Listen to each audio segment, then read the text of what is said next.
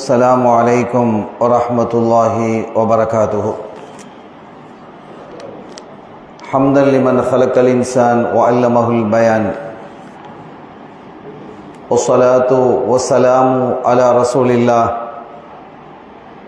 وعلى آله حزب الله وأصحابه جند الله، وبعد.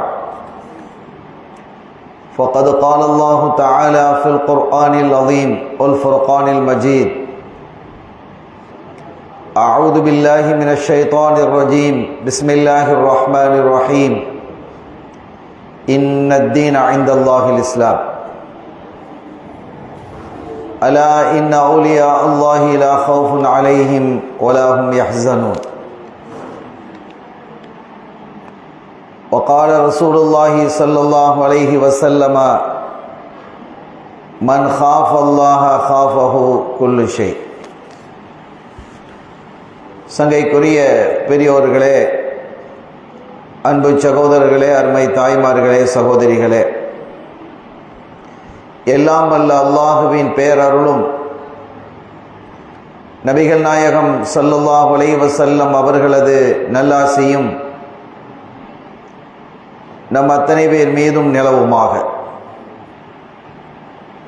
அல்லாஹும் அவனது ரசூலும் எந்தெந்த காரியங்களை எடுத்து நடக்க வேண்டும் என்று நமக்கு கட்டளையிட்டுள்ளார்களோ அவை அனைத்தையும் எடுத்து நடக்கவும், எவைகளை தவிர்த்து நடக்க வேண்டும் என்று உத்தரவு பிறப்பித்துள்ளார்களோ அவை அனைத்தையும் தவிர்த்து நடக்கவும் ஆரம்பமாக எனக்கும் உங்களுக்கும் நான் வசியத்து செய்து கொள்கிறேன். அல்லாஹ் தௌஃபீக் செய்வானாக. ஆமீன். கண்ணியத்திற்குரிய பெருமக்களே, இன்று முதல் ரபியுல் ஆஹிர் மாதம் உதயமாகிறது. இன்று பிறை 1. கடந்த காலத்திலெல்லாம் இந்த மாதத்தையும் சரி, இதற்கு முன்னால் உள்ள மாதத்தையும் சரி, ரபியுல் அவ்வல், ரபியுல் ஆஹிர் என்ற பெயர் இருந்தாலும் அப்படி ஒரு பெயரை பெருமக்கள் அதிகமாக உபயோகிப்பதில்லை. குறிப்பாக பெண்கள் ரபியுல் அவ்வல் மாதம், ரபியுல் ஆஹிர் மாதம் என்றெல்லாம் சொல்றது இல்லை. ரசூலுல்லாவின் மாதம், கௌதுல் ஆதமின் மாதம்னு சொல்லுவாங்க. அப்படி ஒரு பழக்கம் இருந்தது, இப்போதும் இருக்கிறது, ஆனால் குறைவாக இருக்கிறது. அந்த மாதிரி ஒரு பழக்கத்தை நம்முடைய முன்னோர்களாகிய மூதாதையர்கள், ஆபாக்கள் ஏற்படுத்தி வச்சிருந்தாங்க. ஏன் அப்படின்னா, ரசூலுல்லாவுடைய மாசம் என்று சொல்லும் பொழுது அது அவங்க பிறந்த மாதம். அதன் மூலமாக ஸல்லல்லாஹு அலைஹி வஸல்லம் அவர்களை நினைவு கூறக்கூடிய ஒரு வாய்ப்பு கிடைக்கிறது. அதனால் தங்களுடைய பிள்ளைகளுக்கெல்லாம் ரபியுல் அவ்வல் மாசத்தை ரசூலுல்லாவுடைய மாசம் என்று பழக்கப்படுத்தி வச்சிருந்தார். அதே மாதிரி இந்த ரபியுல் ஆஹிர் மாதத்தை கௌதுல் ஆதம் அவர்களுடைய மாதம், முஹைதீன் ஆண்டவர்களுடைய மாதம் என்றெல்லாம் பழக்கப்படுத்தி வச்சிருந்தாங்க. அவுலியாக்களினுடைய நேசம் வரணுங்கிறதுக்காக, அல்லாஹ்வை பிரியப்பட்டவர்கள் அவர்கள் தங்களுடைய வாழ்வின் எல்லா பகுதிகளிலும் அல்லாஹ்வை நினைவு கூறக்கூடியவர்களாகவே இருந்தார்கள். எனவே அந்த அவுலியாக்களை நினைவு கூறும் முகமாக அவுலியாக்களினுடைய மாசம் என்று சொல்வாங்க. கௌதுல் ஆதத்தினுடைய வரலாறை நாம் மாசமாக இருந்தாலும் கூட அவங்களுடைய வரலாறு மட்டுமல்லாமல் பிற நாதாக்கள், அவுலியாக்களுடைய வரலாறுகளையும் இந்த நாட்களிலே நாம் சொல்லி வருகிறோம். ஆக மற்ற அவுலியாக்களினுடைய வரலாறுகளையும் செய்திகளையும் சொல்வதற்கு இந்த மாதம் ஒரு வாய்ப்பாக அமைந்து நம் பிள்ளைகளினுடைய இதயத்தை பக்குவப்படுத்தக்கூடியதாக அமைகிறது. அந்த வகையிலே இங்கு கடந்த மாதத்தில் 12 நாட்கள் கண்மணி ஸல்லல்லாஹு அலைஹி வஸல்லம் அவர்களுடைய மீலாது ஷரீஃப் நிகழ்வை நடத்தியது போல அவர்களுடைய திருப்பேரராக இருக்கக்கூடிய குதுபுல் அக்தாப் கௌதுல் ஆலம் ஃபர்துல் அஹ்பாப் சையதுனா ஷேக் முஹியுத்தீன் அப்துல் காதிர் ஜீலானி கைலானி கத்தஸல்லாஹு சிர்ரஹுல் அஸீஸ் அவர்களினுடைய நினைவாக இந்த 11 நாளையும் உலகத்தினுடைய பல பகுதிகளிலும் கொண்டாடுவது போன்று இங்கும் இந்த திருவண்ணாமலையிலும் கொண்டாடப்படுகிறது. அவுலியாக்களை பொறுத்தவரை அவர்கள் தங்களை எப்படி ஆக்கிக் கொண்டார்கள் என்பதை பேசக்கூடிய ஒரு உரையாக இந்த உரை அமையும். அவுலியாக்களினுடைய இறை அன்பர்களினுடைய இறை நெருக்கம், அல்லாஹ்வோடு அவங்க எவ்வளவு நெருக்கமாக இருந்தாங்க என்பதுதான் இன்றைய உரையினுடைய சாராம்சம். நாம யாரோட எல்லாம் நெருக்கமாக இருக்கிறோம்? மனைவியோடு இருக்கலாம், தாய் தந்தையர்களோடு இருக்கலாம், நாம் பெற்ற பிள்ளைகளோடு நெருக்கமாக இருக்கலாம், பிரியமாக இருக்கலாம், மாணவ மாணவியர்களோடு இருக்கலாம், ஷேகுமார்களோடு இருக்கலாம், அல்லது நம்ம நண்பர்களோடு இருக்கலாம், அல்லது நம்மோடு வியாபாரம் செய்யக்கூடிய பார்ட்னர்ஸ்களோடு இருக்கலாம், யாரோடு இருக்கலாம். அதெல்லாம் ஒன்று தவறல்ல, அது சரியானதுதான். ஆனால் அந்த நெருக்கத்தை எல்லாம் தாண்டிய நெருக்கம் அல்லாஹ்வோடு இருக்கணும். அப்படி இருக்கக்கூடிய பக்குவமும் வல்லமையும் யாருக்கு வந்துவிட்டதோ அவர்கள் அவுலியாக்கள். எல்லா நெருக்கத்தை விடவும் அல்லாஹ்வுடைய நெருக்கத்தை யார் தேர்வு செய்கிறார்களோ அவர்கள் அல்லாஹ்வினுடைய நேசர்களாக, இறை அன்பர்களாக மாறிவிடுவாங்க. அப்படிப்பட்ட ஒரு நேசம் நம்முடைய கல்புகள்ல வரணும். அவர்களுடைய வரலாறுகளை பேசுகிறோம், அவர்களுடைய வாக்குகளை பேசுகிறோம், அவர்கள் தங்களுடைய வாழ்க்கையில எப்படி நடந்து கொண்டார்கள் என்பதை பற்றி பேசுகிறோம்.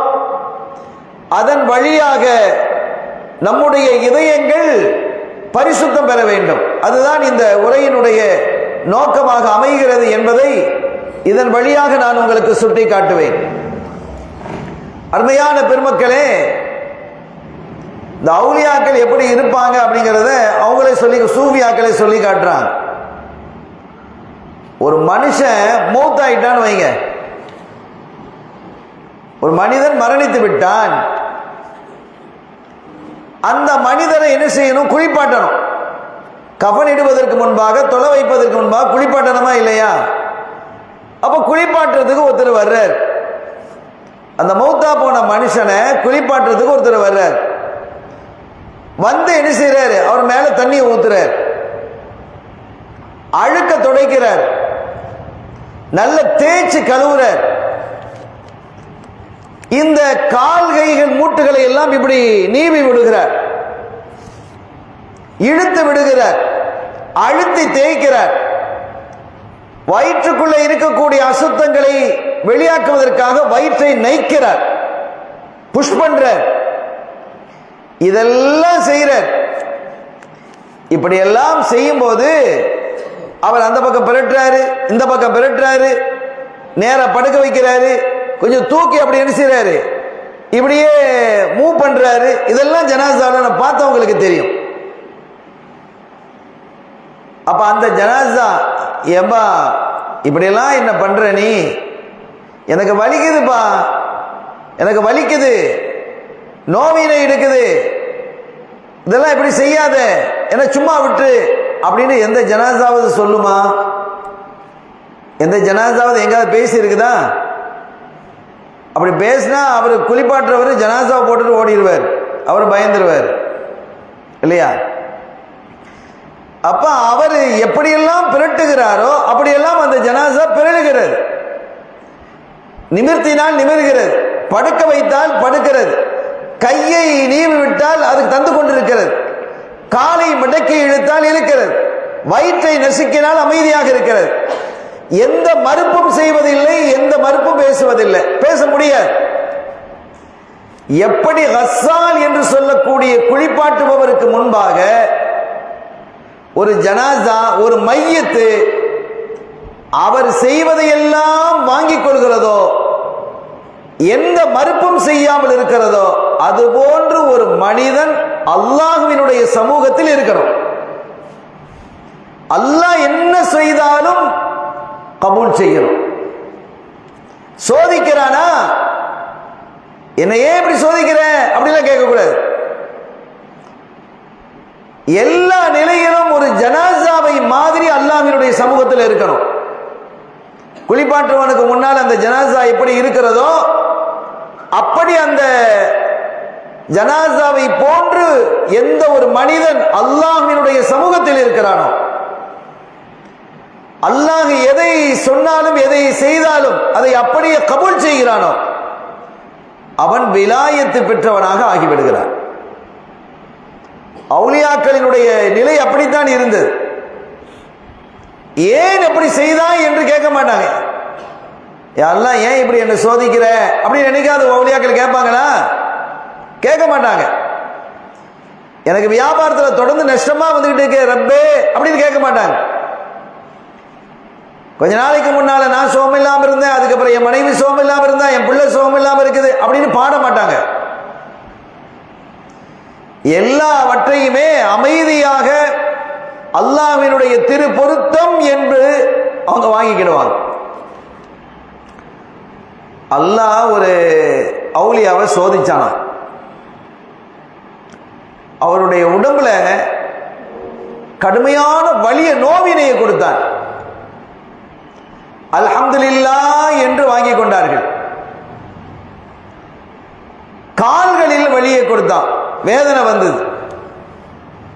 அல்ஹம்துலில்லாஹ் என்று பெற்றுக்கொண்டார்கள். அதற்கு பிறகு கைகளிலே வலிய வந்தது. ஏற்கனவே உடம்பு வலிக்குது, கால் வலிக்குது, அதோட கை வலி. அல்ஹம்துலில்லாஹ் என்று இருந்தார்கள். காதுகளில் வலி வந்தது, பல்லில் கண்ணிலே வலி வந்தது, இப்படி ஒவ்வொரு உறுப்பிலும் வலி வந்தது. எல்லாவற்றையும் பெற்றுக்கொண்ட அவர்கள் ஒரு வார்த்தை சொன்னாங்களாம், இறைவா ஒரே ஒரு விருப்பம் எனக்கு இருக்கு. நானும் ஒரு சாதாரண மனிதன், அவங்க சாதாரண மனுஷன் இல்லை. அவங்க சொல்றாங்க, ஒரு சாதாரண மனிதராக இருந்தா இந்த எல்லா வலியும் பெருத்துக்கிட்டு அல்ஹம்துலில்லாஹ்னு இருப்பாரா? என்னவெல்லாம் புலம்பி இருப்பார், என்னவெல்லாம் பேசி தள்ளி இருப்பார், வர்றவங்க போறவங்க என்னால் தாங்க முடியல அப்படி இப்படிலாம் கதறி இருப்பார். எதுவுமே சொல்லாமல் அல்லாஹ்வினுடைய இந்த சோதனையை பொறுத்து கொண்டிருந்தார். ஆனால் அந்த சோதனை நாளடைவில் ஒன்றன் பின் ஒன்றாக அதிகமாகிக் கொண்டே வந்தது. எல்லா உறுப்புகளிலும் வேதனை வந்தது. காது, கண்ணு, தலை, கை, கால்கள், வயிறு, நெஞ்சு என்று எல்லா பகுதிகளிலும் வலி ஏற்பட்டது. அவங்க சொன்னாங்களா, ஒரே ஒரு விருப்பம் ரப்பே, நீ எங்க வழி தந்தாலும் பரவாயில்ல, அல்ஹம்துலில்லாஹ், அது உன்னுடைய விருப்பம். ஒரே ஒரு இடத்துல மட்டும் அந்த வலியை ஏற்படுத்திடாது, நான் உன்னை கெஞ்சி கேட்டுக்கிறேன், வேண்டேன் அப்படின்னு சொன்னாங்களாம். அவங்களே சொல்றாங்க, அந்த உறுப்பு என்னுடைய நாக்கு, நாவு, டங். ஏனென்றால் அந்த நாவினால் உன்னை நான் திக்ர் செய்து கொண்டே இருக்கணும். அந்த திக்ர் செய்வதற்கு தடையாக ஆகிவிடக் கூடாது ரப்பே, அதனால் என்னுடைய நாவில் மட்டும் நீ வேதனை தராதே அப்படின்னு கேட்கிறாங்க. இது எவ்வளவு அற்புதமான துவா அது. ஆனா ரப்ப என்ன செஞ்சான் தெரியுமா? அந்த நாக்கிலையும் வேதனையை கொடுத்தான். ரப்ப அந்த நாவிலையும் வேதனையை கொடுத்தான். இந்த செய்தியை நான் முடிக்கிறதுக்கு முன்னால ஒரு உபதேசம், அட்வைஸ். யாருக்காவது சில நோய்கள் நொம்பலங்கள் வந்தால் அவர் அப்படி நடந்தாரு, இப்படி நடந்தாரு, அதனால தான் இப்படி வந்துட்டு சொல்லக்கூடாது. நமக்கு தெரியுமா? அப்படி சொல்பவர்கள் நல்லவர்கள் அல்ல. பாரு எப்படி இருந்தாரு, இன்னைக்கு பெரிய சோதனையில் ஆழ்ந்துட்டாரு, அப்படி நடந்ததுனால தான் இப்படி வந்தது அப்படின்னு நாம தீர்மானிக்க கூடாது. தீர்மானிக்கிறவன் அல்ல. அதனால தான் அவருக்கு இப்படி வந்தது, இதனால தான் இவருக்கு இப்படி வந்தது என்றெல்லாம் சொல்வது. இந்த அவுலியாக்களினுடைய பேச்சுக்களை கேட்கக்கூடிய நாம் நம்மை பண்படுத்தணும். சும்மா கேட்டுட்டு போறது இல்லை. நம்முடைய நாவை பேண வேண்டும், ஒவ்வொரு அங்கங்களையும் பேண வேண்டும். கடந்த காலங்களில் நம்மிடத்திலே தவறுகள் நடந்திருந்தால் அதற்கு தௌபா செய்து இறைவனிடத்திலே மீள வேண்டும். அந்த தவறுகளின் பால், பாவங்களின் பால் மீளாமல், மீண்டும் சென்று விடாமல் தன்னை பாதுகாத்துக் கொள்ளணும். ஆக ஒரு மனிதனுக்கு ஒரு தண்டனை ஏற்பட்டால், ஒரு சோதனை ஏற்பட்டால், இன்ன காரணத்தினால்தான் அவருக்கு இந்த சோதனை, இன்ன காரணத்தினால்தான் அல்லாஹ் இதை கொடுத்தான் அப்படின்னு நீங்க சொல்லக்கூடாது, நானும் சொல்லக்கூடாது. அப்படி சொல்வதற்கோ தீர்மானிப்பதற்கோ நமக்கு எந்த உரிமையும் இல்லை. அது நல்ல பண்பும் அல்ல. அப்படி பார்த்தா எத்தனை நபிமார்கள் அல்லாஹ் சோதிச்சிருக்கிறானா இல்லையா? நபிமார்கள் ஏதாவது பாவம் செய்வாங்களா? பாவத்தை விட்டு பாதுகாக்கப்பட்டவர்கள். எனவே அவர்களுக்கு அந்த அப்படி செஞ்சாங்க, இப்படி செஞ்சாங்க, அதனால அந்த நபிமார்களுக்கு இப்படி வந்து யாராவது சொல்ல முடியுமா? அவங்கெல்லாம் மழசூங்கள், பாவத்தை விட்டு முழுமையாக பாதுகாக்கப்பட்டவர்கள். சிறிய பெரிய பாவம் எதுவும் நிகழாது. அவர்களுக்கு எத்தனை சோதனைகள் வந்திருக்குது. எனவே அதை நாம் உணர்ந்து யாரையும் எந்த குறையும் சொல்லக்கூடாது. இந்த காரணத்தினாலதான் அப்படி வந்தது என்று இது ஒரு இந்த பேசிக்கொண்டு வரக்கூடிய இந்த வழியில் நமக்கான உபதேசம். அது நம்முடைய வாழ்க்கையில நம்ம எப்படி இந்த விஷயத்தில் நடந்துக்கிடணும். இப்ப அந்த இறைநேசருக்கு உடலினுடைய ஒவ்வொரு அங்கத்திலையும் அல்லாஹ் வலிய நோவினை கொடுத்தான். கை கால்களிலே வலி, தலையிலே வலி, கண்ணிலே வலி, காதிலே வலி, நெஞ்சிலே வலி, வயிற்றிலே வலி. அவங்க ஒரே ஒரு பிரார்த்தனை தான் சொன்னாங்க, நீ எங்கேயும் வலியை தந்துரு, நோவினை தான், பெயின் ஏற்படுது, அதை பத்தி பிரச்சனை இல்லை, அல்ஹம்துலில்லாஹ். ஆனால் என் நாவில் மட்டும் தராதே ரப்பே, அப்படி தந்தால் உன்னை திக்ர் செய்ய முடியாமல் போய்விடுமோ என்று நான் அஞ்சுகிறேன் என்றார்கள். ஆனால் நாவிலும் அல்லாஹ் அந்த நோவினை கொடுத்தானாம். அப்ப கடைசி அவங்க சொன்னாங்களாம், ரஹ்மானே என்னை மன்னிச்சிரு அல்லாஹ்வே, என் நாவிலும் இந்த நோவினை தர வேண்டும் என்பது உன்னுடைய நாட்டமாக இருக்கிறது, என் நாக்கிலும் இந்த வலியை, வேதனையை, நோவினையை தர வேண்டும் என்பது உன்னுடைய நோக்கமாக இருக்கிறது. அந்த நோக்கத்துக்கு குறுக்கீடாக நான் பேசிவிட்டதுக்கு மன்னிப்பு கேட்கிறேன். உன்னுடைய நோக்கம், உன்னுடைய எதுவோ, உன்னுடைய விருப்பம் எதுவோ அதுவே என்னுடைய விருப்பமாக இருக்கும். எப்படி முடிக்கிறாங்க பாருங்க, உன் விருப்பம் எதுவோ அதுவே என்னுடைய விருப்பம். எனவே என் நாவில் நோவினை தர வேண்டும் என்பது உன் விருப்பம் என்றால் அதுவே என்னுடைய விருப்பம் என்று சொல்லி அமைதியாயிட்டான். அல்லாஹ் அவர்களுக்கு முழுமையான சுகத்தை கொடுத்தான். இப்படி இறைவனிடத்திலே முழுமையாக அன்பித்து அந்த இறைநேச செல்வர்கள் இறைவனுடைய நெருக்கத்தை அவர்கள் பெற்றார்கள். எல்லா நிலைகளிலும் அல்லாஹ்வையே நினைவு கூறுவார்கள். எல்லா சூழலிலும் அவனை அன்றி வேறு நினைவுகள் அவர்களுக்கு இருப்பதில்லை. இறை சிந்தனையிலேயே தங்களை முழுமையாக ஆட்படுத்திக் கொள்வார்கள். அப்படி ஆட்படுத்திக் கொண்டதால் ரப்புல் ஆலமீன் அல்லாஹ் ஜல்ல ஷானஹு வ தஆலா அவர்களுக்கு மகத்தான பாக்கியத்தையும் சிறப்பையும் அல்லாஹ் அவர்களுக்கு கொடுத்திருக்கிறார். ஒரு தடவை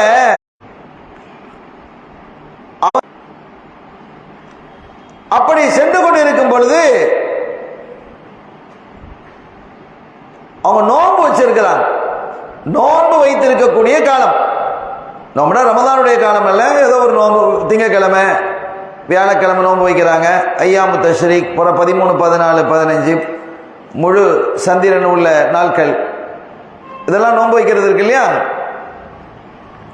அந்த அடிப்படையில் அவங்க நோன்பு வச்சிருந்தாங்க.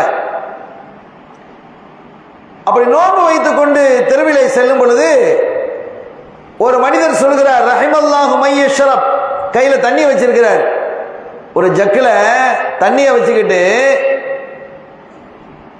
ரஹிமல்லாஹு மையஷ்ரப், யார் இந்த தண்ணியை குடிக்கிறார்களோ அவர்களுக்கு அல்லாஹ் ரஹ்மத் செய்வானாக அப்படின்னு சொல்றார். யாராவது குடிச்சிட்டு போட்டும், இவங்க குடிக்கலாமா? இவங்க நோன்பு வச்சிருக்கிறாங்க. நேர நோன்பு வச்சு சில வரலாறுகள் அறிஞர்கள் சொல்வதை நான் கேட்டிருக்கிறேன். அதுவும் நோன்பு திறக்கிற நேரம் நெருங்கிடுச்சு. இப்ப 6:30 மணிக்கு மக்ரிப்னு வைங்க, நோன்பு திறக்கிற நேரம். இப்ப 6 மணி, 6 மணியில போய் தண்ணியை குடிச்சா நோன்பு பாத்தியில் ஆயிடுமா இல்லையா? நோன்பு முடிஞ்சு போயிடும். இவங்க ரஹிமல்லாஹு மையஷ்ரப், யார் இந்த தண்ணியை கொடுக்கிறாரோ அவருக்கு அல்லாஹ் அருள் புரிவானாக என்று சொன்னதும் நேரா அந்த ஜக்ல போய் தண்ணியை வாங்கி நோம்பு முடிச்சிட்டாங்க, தண்ணியை குடிச்சிட்டாங்க. ஃபகீல லஹு அலம் தகுன் சாயிமா, நீங்க நோம்பாளி இல்லையா அப்படின்னு கேட்டாங்களாம். ஆமா நான் நோம்பு தான். ஒரு மறந்துட்டீங்களோ? இல்லை மறக்கலாம் இல்லை, மறக்கலாம் இல்லை, மறந்துலாம் நான் என்ன செய்யல. அப்ப நோம்பு வச்சுக்கிட்டு போய் நீங்க அந்த தண்ணி கொஞ்ச நேரம் தானே இருக்குது, நோம்புல பாத்தியில் ஆக்கிட்டீங்களே. அப்படிதான் நாம பார்ப்போம். நம்ம அப்படி பார்ப்போமா இல்லையா? நோம்ப எந்த நேரத்திலையும் பாத்தியில் ஆக்காமல் இருக்கிறதுக்கு நம்ம பார்ப்போம். எவ்வளவு தாகம் இருந்தாலும் அடக்கிக் கொள்வோம், எவ்வளவு பசி இருந்தாலும் அடக்கிக் கொள்வோம். சாப்பிடுவோமா? சாப்பிட மாட்டோம். அதுவும் நோன்பு திறப்பதற்கு ஒரு சில நிமிடங்களே பாக்கி இருக்கக்கூடிய நேரத்தில் அந்த தண்ணியை போய் குடிச்சா எப்படி இருக்கும்? பெரிய தாகமும் ஒண்ணு இல்லைன்னு வச்சுக்கோங்க, அந்த தண்ணியை போய் எதுக்கு குடிக்கணும்? நோன்பு பாத்தியில போச்சே. இப்படித்தான் நாம் கணக்கிடுவோம். அவுலியாக்களுடைய கணக்கு எப்படி இருக்குன்னு பாருங்க. அவங்க என்ன சொன்னாங்க, அதெல்லாம் நான் நோன்பு தண்ணியெல்லாம் குடிக்க மாட்டேன் அப்படின்னா நம்ம அப்படிதான் நம்ம சொல்லுவோம். நாங்க தண்ணியை குடிங்க, இந்த தண்ணியை குடிங்க. அது குடிச்சா நம்ம குடிப்போமா? குடிக்க மாட்டோம். நான் நோன்பு தண்ணி குடிக்க மாட்டேன் இப்படி சொன்னால் சரியா? சரிதான், பிழை இல்லை. ஒரு ஆள் நம்ம டீ தர்றாரு, ஒரு பாலை தர்றாரு, ஒரு காஃபியை தர்றாரு, ஒரு சர்பத்தை தர்றாரு. நம்ம நோன்பு வச்சிருக்கிறோம், நம்ம என்ன சொல்லணும்? இல்லை வேணாம், நான் நோன்பு வச்சிருக்கிறேன் அப்படின்னு சொல்லணும். சொல்றது சரியா பிழையா? சரிதான், பிழை இல்லை, சொல்லலாம். இல்லைன்னா அவர் திரும்ப திரும்ப சொல்லிக்கிட்டே இருப்பார். நம்ம இல்லை வேணாம் வேணாம் வேணான்னு சொல்லிக்கிட்டே இருப்போம். இல்லை பரவாயில்ல, கொஞ்சமாவது குடிங்களேன், கொஞ்சமாவது குடிங்களேன் அப்படிங்கிற போது இப்படியெல்லாம் அவரை நம்மை வற்புறுத்தும் போது நம்ம என்ன சொல்ல வேண்டியது வரும்? இல்லை நோன்பு வச்சிருக்கிறேன் அப்படின்னு சொல்ல வேண்டியது வரும். அது சரிதான், பிழை அல்ல. ஆனா இவங்க என்ன சொல்றாங்கன்னா, அவர் என்ன சொன்னார் தெரியுமா? ரஹிமல்லா, அல்லாஹ் இந்த தண்ணியை குடிப்பவனுக்கு அருள் புரிவானாக. நான் என் நோன்பின் மீது வைக்கக்கூடிய நம்பிக்கையை விட அல்லாஹ்வினுடைய அருளின் மீது நம்பிக்கை அதிகமா வச்சிருக்கிறேன். நான் நோம்பாளின்னு பெருசா பார்க்கறத விட அது பெருசா, அல்லாஹ்வுடைய அருள் பெருசா? என்னுடைய நோம்பா பெருசு? அல்லாஹ் நினைச்சா அந்த நோம்பத்துக்கு குப்பையில போட்டுடலாம், கடா செய்யலாம். அல்லாஹ்வுடைய ரஹமத்துங்கிறது அப்படியா? அதனால் என்னுடைய நோன்பை விட அது கபூலாகலாம், கபூலாகாமலும் இருக்கலாம். ஆனா அல்லாஹ்வுடைய ரஹமத் என்பது அப்படி இல்லையே. எனவே அவருடைய துஆவிலே ரஹமத் இருக்கிறது. அந்த ரஹமத்தை ஆதரவு வைத்து நான் அதை தனியா குடிச்சேன் அப்படின்னா. சில அறிஞர்கள் சொல்லுவார்கள், ஆகிரத்திலே மகத்தான இடத்திலே தன்னுடைய வணக்கத்தின் மீது வைக்கக்கூடிய நம்பிக்கையை விட அல்லாஹ்வினுடைய அருளின் மீது வைத்த நம்பிக்கையால் அவர்கள் அல்லாஹ் மிக உயர்ந்த இடத்துல சொர்க்கலோகத்தில் வச்சாங்க. இதுதான் அவுலியாக்கள். நமக்கும் அவுலியாக்கள் இடையில உள்ள வித்தியாசம் இதுதான். இந்த இடத்துல ஷரியத்தினுடைய சட்டத்தை சொல்லுவாங்க. எப்படின்னா, நம்ம குழந்தைகளை நோன்பு வைக்கிறோம், நோன்பு வைக்க பழக்கிறோம். குழந்தைகளை ரமதான் காலங்களில் நீங்க பார்க்கலாம், சின்ன வயசு பிள்ளைகள் எல்லாம் நோன்பு பிடிக்க வைப்பாங்க. ஒரு பழக்கத்தை ஏற்படுத்துறது. 5 மணி ஆயிடும், பிள்ளைகள் துடிக்கும், அத்தா தண்ணி தண்ணி, பானி பானின்னு கேட்டுக்கிட்டு நடக்கும். கொஞ்ச நேரம் கொஞ்ச நேரம் கொஞ்ச நேரம் அப்படிலாம் சொல்லி பார்க்கணும். அதனால பொறுக்க முடியல, திரும்பவும் தண்ணீர் தண்ணீர்னு கேட்டா என்ன செஞ்சிடணும்? தண்ணியை கொடுத்துடணும். இன்னும் கொஞ்ச நேரம் தானே இருக்கு, அதுக்குள்ள நோம்ப விட்டுட்டேன், இவ்வளவு நேரம் நோம்ப பாதுகாத்தியே, இப்ப விட்டுட்டியே அப்படிலாம் சொல்லக்கூடாது. குழந்தைகளை நம்ம தர்பியத்து பண்றோம், பழக்கப்படுத்துறோம், கஷ்டப்படுத்துறது இல்லை. பழக்கப்படுத்துதல் என்பது வேறு, கஷ்டப்படுத்துதல் என்பது வேறு. அதை புரிஞ்சுக்கிடணும். பிள்ளைகள் கேட்டதுன்னு சொன்னா அதுக்கு மேல பொறுக்க முடியலன்னா கொடுத்துடணும். கடந்த காலத்தில் நடந்த ஒரு செய்தியை நான் சொல்லுகிறேன். இதே மாதிரி ஒரு குழந்தை 4 வயது பிள்ளை நோன்பு வைக்க பழக்கி இருக்கிறாங்க. 5 மணி 4:30 மணி 5 மணியை நெருங்கும் போது கடுமையான தாகம், தண்ணி தண்ணின்னு அந்த குழந்தை கேட்டிருக்கு. இல்ல கொஞ்ச நேரம் தான் கொஞ்ச நேரம் தான், அண்ணன் வந்துடுச்சு பாரு, 5 மணி ஆயிடுச்சு, 5:30 மணி ஆயிடுச்சு, 5:45 ஆயிடுச்சு. அது நான் வரலுது அந்த பிள்ளைக்கு. இன்னொரு 6:15 நோம்பு, உதாரணத்துக்கு 1/2 மணி நேரம் இருக்கு. அந்த குழந்தைக்கு அந்த அம்மா தண்ணி கொடுக்க இல்லை.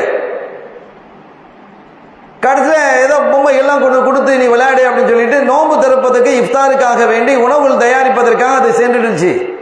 இதுக்கு பொம்மையெல்லாம் கொடுத்து விளையாடு, கொஞ்சம் ஊத்துறமா, தண்ணி தர்றேன், அதை தர்றேன், பண்டம் தர்றேன், ஜூஸ் தர்றேன், வடை தர்றேன், சமோசா தர்றேன்.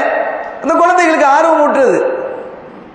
எல்லாம் உனக்கு கிடைக்கும், கொஞ்சம் நேரம் தான் அப்படின்னு என்ன கொடுத்துட்டு அவங்க சமையல் கட்டுட்டு போயிட்டாங்க. வாங்க சொல்லிடுச்சு, தம்பி வா பிள்ளை வாங்க வாங்க வான்னு கூப்பிடுறாங்க. பிள்ளை வரல, ரூமுக்குள்ள விளையாடிக்கிட்டு இருக்கிறான். உள்ள போய் பார்த்தா பிள்ளை மௌத்தா இருக்கிறார். இது நடந்த நிகழ்வு. ரொம்ப கவனமாக இருக்கணும். ஆக நம்முடைய இந்த நோம்புடைய சப்ஜெக்ட் வந்ததுனால ஒரு இந்த ஃபிக்ஹுடைய சட்டத்தையும் உங்களுக்கு நான் சொல்லியிருக்கிறேன். இதை நம்ம பேணணும்.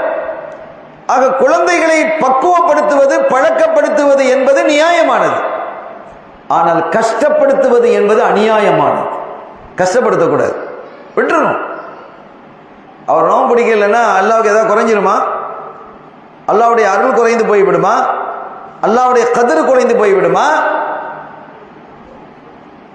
அல்லாவின் மீது பாசம் வரணுங்கிறதுக்கு பிள்ளைங்களால என்ன செய்யும்? இவ்வளவு கஷ்டமானதா அப்படின்னு அந்த பிள்ளை நினைக்க ஆரம்பிக்குமா இல்லையா? அது மௌத்தாக இல்லைன்னாலும் நோம்புண்டாலே ஒரு கடினமானது, பயங்கரமானது, ரொம்ப பொல்லாதது அப்படிங்கிற மாதிரி ஒரு எண்ணத்தை கொண்டு வந்து சேர்த்துரும். நெகட்டிவா போயிடும். அப்படி இல்லை, நமக்கு இந்த மாதிரி கடுமையான தாகம் ஏற்பட்டால் அந்த நோன்பை விடுவதற்கு அனுமதி அப்படிங்கிற மாதிரி அந்த பிள்ளைகளுக்கு பழக்கப்படுத்தணும். இதையெல்லாம் தான் நாதாக்கள் செய்திருக்கிறார்கள். ஆக இங்கே இந்த இறைநேசர் என்ன செஞ்சிருக்கிறார்னா, அல்லாஹ்வினுடைய அருளின் மீது கூடுதல் நம்பிக்கை வைத்தவராக தன்னுடைய நோன்பை தேர்வு செய்யல. தான் நோன்பு பிடிச்சிருக்கிறாங்க, அதை தேர்வு செய்யல. நோன்பா அல்லாஹ்வுடைய ரஹ்மத்தான எதை தேர்வு செஞ்சாங்க? அல்லாஹ்வுடைய ரஹ்மத்தை தேர்வு செஞ்சாங்க.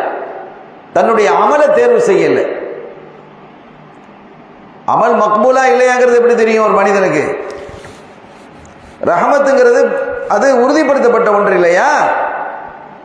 அப்படிப்பட்டவர்களாக நின்றிருக்கிறாங்க. இதே மாதிரி சீனா சிர்ரிய சிக்தி ரலியல்லாஹு தஆலா ஒரு பெரிய மகான். அவங்களுடைய வரலாறுகளை எல்லாம் படித்தால் ரொம்ப ஆச்சரியமாக இருக்கும். ஈராக்ல பக்தாதில் அடங்கி இருக்கிறாங்க. அவங்க சொல்றாங்க, நான் ஒரு விஷயத்திற்காக 30 வருஷம் தௌபா செய்கிறேன் அப்படின்னா, ஒரு விஷயத்துக்காக 30 வருஷம் நான் தௌபா செய்து கொண்டிருக்கிறேன் அப்படிங்கிறான். அப்ப என்ன ஒரு விஷயத்துக்காக நீங்க தௌபா செய்றீங்க அப்படின்னு கேட்கப்பட்ட போது அவங்க சொன்னாங்களா, நான் ஒரு தடவை அல்ஹம்துலில்லாஹ் என்று சொன்னேன். என்ன சொன்னாங்க? அல்ஹம்துலில்லாஹ்னு சொன்னாங்களாம். நல்லதானே சொல்லியிருக்கிறாங்க. அந்த அல்ஹம்துலில்லாஹ் என்று சொன்னதற்காக 30 வருஷமா தௌபா செய்றேன். அல்ஹம்துலில்லாஹ்னு சொன்னதுக்கு யாராவது தௌபா செய்வாங்களா? அவன் இப்படிதானே பார்ப்போம். ஏன் அல்ஹம்துலில்லாஹ் சொன்னீங்க? அதான் விஷயம். எப்ப சொன்னீங்க? அல்ஹம்துலில்லாஹ் என்பது ஒரு கனமானது. மீசான்ல வச்சா அப்படியே இந்த பூமியை வைக்கிறதை விட அது கனமா இருக்கும். அவ்வளவு பெரிய நன்மை அது அல்ஹம்துலில்லாஹ் சொன்னா. இன்னொன்றையும் சொல்லுவாங்க, இந்த ஷைத்தான் இப்லீஸ் இருக்கிறானே, அவன்கிட்ட ஷுக்குர் இருந்தது இல்லையாம். நிறைய இபாதத் செஞ்சிருக்கிறான், சுஜூதிலேயே நீண்ட காலம் கடந்திருக்கிறான். ஏன் அவன் இப்லீஸா போனான், லானத்து செய்யப்பட்டான்? எதற்காக அந்த வானிலிருந்து அவன் துரத்தப்பட்டான், சபிக்கப்பட்டான்?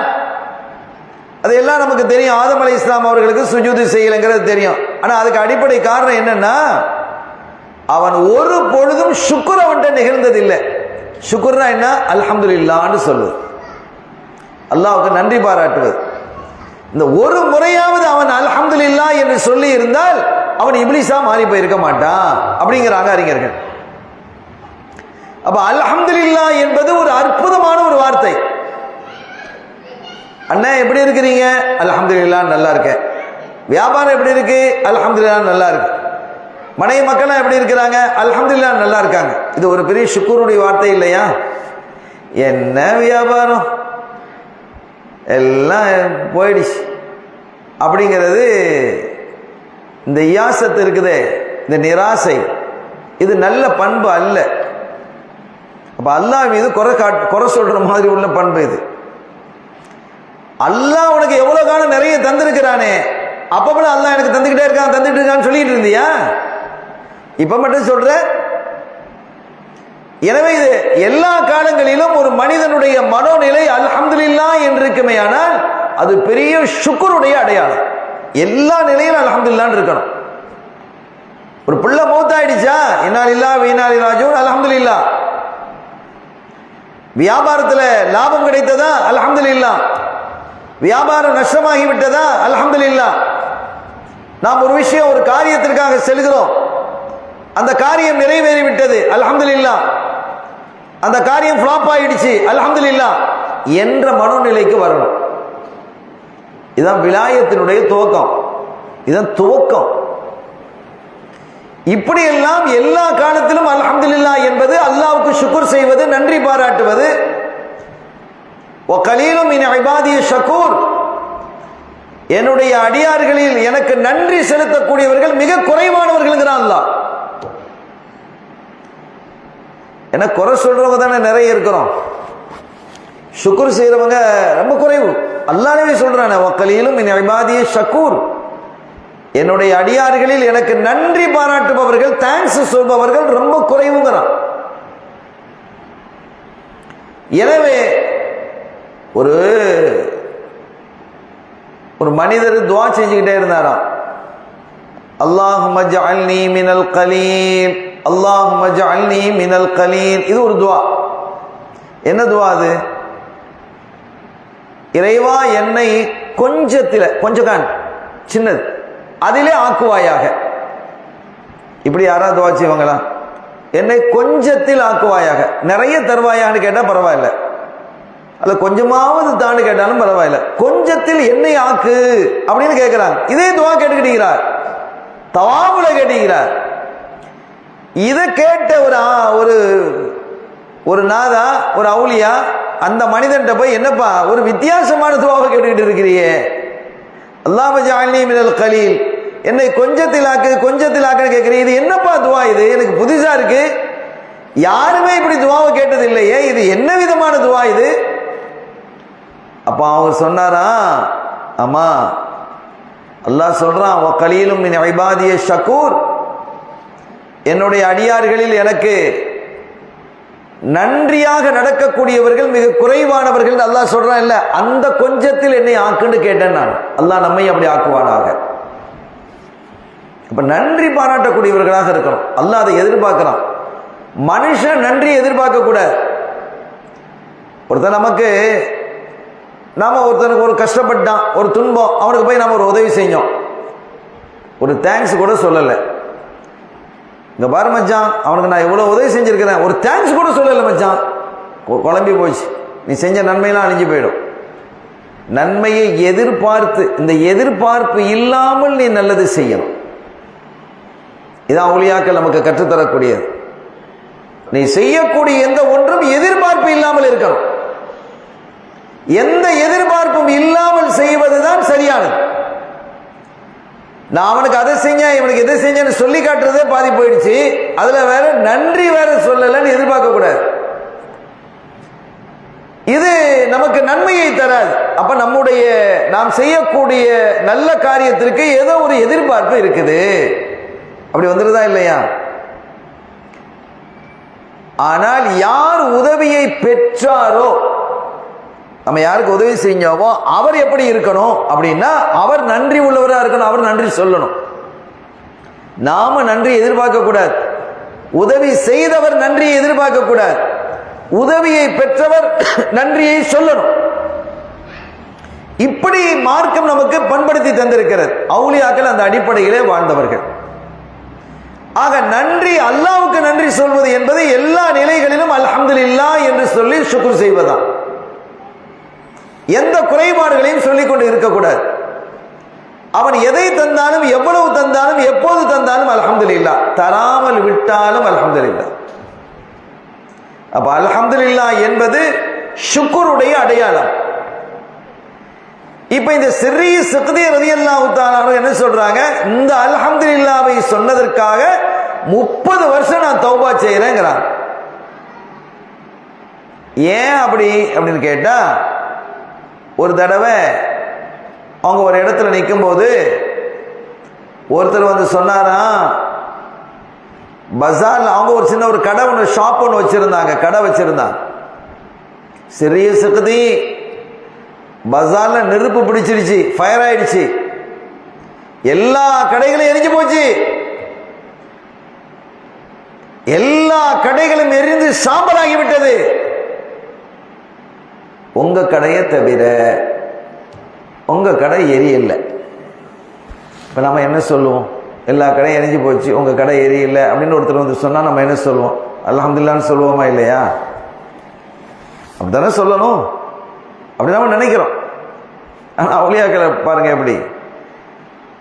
அதற்கு பிறகு அவங்களுடைய மனசுல ஒரு வலி ஏற்பட்டு, ஆஹா என் கடை எரியலைங்கிறதுக்காக நான் அல்ஹம்துலில்லாஹ்னு அல்லாஹ்வுக்கு ஷுக்ர் செய்துட்டனே, என்னுடைய சகோதரர்களுடைய எத்தனை கடை எரிஞ்சிருக்கிறது, இதற்காக நான் வருத்தப்பட்டு இருக்கணுமா இல்லையா? அப்ப நான் ஒரு சுயநலவாதியாகி விட்டேன். எப்படி சிந்திக்கிறாங்கன்னு யோசிங்க. நான் அல்ஹம்துலில்லாஹ் சொல்லி இருக்க கூடாது. என்னுடைய சகோதரர்கள், அங்கே முஸ்லிம் சகோதரர்கள் பல பேர் கடை வச்சிருந்தாங்க, அவங்க கடையெல்லாம் எரிஞ்சு அணியாம போயிடுச்சு, இன்னா லில்லாஹி வ இன்னா இலைஹி ராஜிஊன் நான் சொல்லி இருக்கணும். இப்படி அல்ஹம்துலில்லாஹ் சொல்லி நான் என்னுடைய சுயநலத்தை வெளிப்படுத்தி விட்டேனே என்று இந்த அல்ஹம்துலில்லாஹ்விற்காக வேண்டி 30 வருஷம் தௌபா செய்யறேன்னாங்களாம். ஒரு ஆச்சரியமான வாழ்க்கை இல்லையா? என்ன குணம் அவர்களுக்கு இருந்திருக்கிறது, என்ன பண்பு அவர்களிடத்தில் இருந்திருக்கிறது. இமாம் கஸ்ஸாலி ரஹ்மத்துல்லாஹி அலைஹி அவர்கள் ஒவ்வொரு கட்டத்திலேயும் ஒவ்வொரு செயலையும் அல்லாஹ்வை நெருங்குவதற்கான என்ன வழிவகை இருக்கிறது என்பதையே பார்ப்பாங்க. இமாம் கஸ்ஸாலி ரஹ்மத்துல்லாஹி அலைஹி ஒரு தடவை பள்ளிவாசலுக்கு தொலை போயிட்டு வெளியில வருவது, வெளியே பார்த்தா செருப்பு காணும். ஒரு குறிப்பு ஒன்று சொல்லுது, அது சரியா பிழையான்னு தெரியல, சரியா இருக்கிறதுக்கு வாய்ப்பு இருக்கு. உலகத்திலேயே அதிகமாக செருப்புகள் துளைய இடம் மஸ்ஜிதுகள். உலகத்திலேயே அதிகமாக செருப்பு காணாம போகக்கூடிய இடம் மஸ்ஜிதுகள் தான். நல்ல செருப்பு தூக்கிட்டு போயிடறான், பிஞ்சு செருப்பு போட்டு போயிடறான். அவன் வரும்போது ஒரு செருப்பை தொட்டுட்டு வர்றது, போகும்போது வேற செருப்பை தொட்டுட்டு போயிடுறது, இப்படி நிறைய இடங்கள்ல நடக்குது. ஹைர், அல்ஹம்துலில்லாஹ். அப்ப இவங்களுடைய செருப்பு துளைந்ததற்காக வெளியிட்டு அழுது. அப்ப இவங்களுடைய முஹிப்பீன்கள் சொன்னார்களா, ஏன் இமாம் அவர்களை நீங்க அழுகிறீங்க? செருப்பு தானே தொலைஞ்சு போச்சு, இதை விட செருப்பு, அழகான செருப்பு நாங்க வாங்கி தர்றோம், வாங்க வாங்கிக்கிடலாம், ஒரு புது செருப்பு வாங்கிக்கிடலாம்னு சொல்லும்போது, அதல்ல, செருப்பை என்னால வாங்க முடியும், ஆனால் செருப்பை திருடியவனை நினைத்து நான் அழுகிறேன். ஏன் அழுகிறீங்க? அவனை திட்டல செய்யணும் இல்ல. நாளை மறு உலகத்திலே நெருப்பினால் ஆன செருப்பை அவனுடைய வாயிலே அல்லாஹ் திணிப்பான் என்று நமக்கு சட்டம் சொல்லுகிறது, மார்க்கம் சொல்லுகிறது. அப்ப என் காரணத்தினால் அவனுக்கு நெருப்பினாலான செருப்பு ஊட்டப்படுகிறதே என்று நினைத்து நான் அழுகிறேன். இதெல்லாம் ஒரு ஆச்சரியமான விஷயம் இல்லையா? என்ன பண்பாடு, பண்பாடினுடைய சிகரம், உச்சம் அது. அப்படி இறைநேச செல்வர்கள் என்ன செஞ்சிருக்கிறாங்க? முழுமையாக வாழ்ந்திருக்கிறார்கள் என்பதை நாம் விளங்குகிறோம். சிறிய சிக்தி ரலியல்லாஹு தஆலா அவங்க சொன்னாங்களா, அஷ்தகி அன் அமூத பி பலதின் கைரி பக்தாத். சொல்லிட்டேன் ஏற்கனவே, சிறிய சிக்தி பெரிய மகான், அவங்களுடைய வரலாறுங்கிறது வாய்ப்பு கிடைத்தா நம்ம சொல்லுவோம் இன்ஷா அல்லாஹ். ஏன்னா 3 நாள் பயான் இருக்குது, அதுல கிடைத்தா நம்ம சொல்லுவோம். ரொம்ப பெரிய அற்புதமான மகான் அவங்க, சிறிய சிக்தி ரலியல்லாஹு தஆலா அவர்கள்.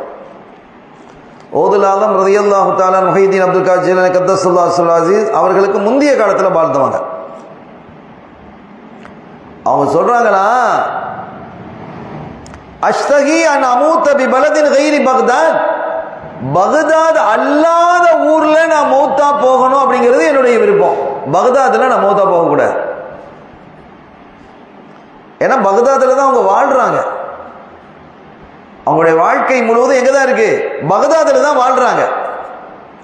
ஆனா மௌத்தா போவது பக்தாத் அல்லாத ஊர்ல நான் மௌத்தா போகணும்னு நான் விரும்புறேன் அப்படின்னு சொன்னாங்களாம்.